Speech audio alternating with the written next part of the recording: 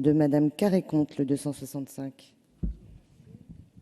Oui, merci Madame la Présidente. Donc on est ici sur la disposition qui a été rajoutée en commission et qui permet désormais que les employeurs puissent renouveler 2 fois les CDD et les contrats de mission au lieu d'une fois comme c'est actuellement le cas, toujours dans la limite de 18 mois. Je crois que cette disposition qui a été introduite donc en commission pose une question de fond qui est la suivante. Faut-il aller vers davantage de flexibilité pour lutter contre le chômage et favoriser l'emploi?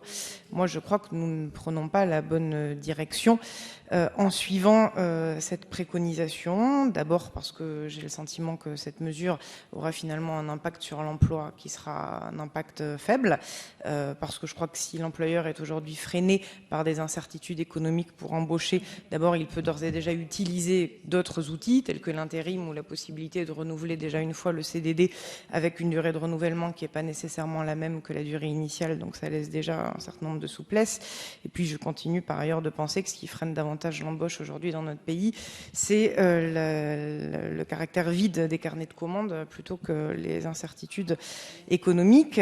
Et par ailleurs, en échange d'un impact faible sur l'emploi, je crois qu'on aura avec cette mesure une précarisation accrue des salariés avec davantage d'incertitude, davantage d'insécurité, à l'heure où on a déjà 80% des embauches qui se font déjà en CDD, et notamment pour les jeunes. Et je vous rappelle d'ailleurs que dans la loi de sécurisation de l'emploi de juin 2013, on était d'ailleurs dans une logique qui est à mon sens l'inverse de ce qu'on fait là, à savoir une logique de taxation supplémentaire des contrats courts.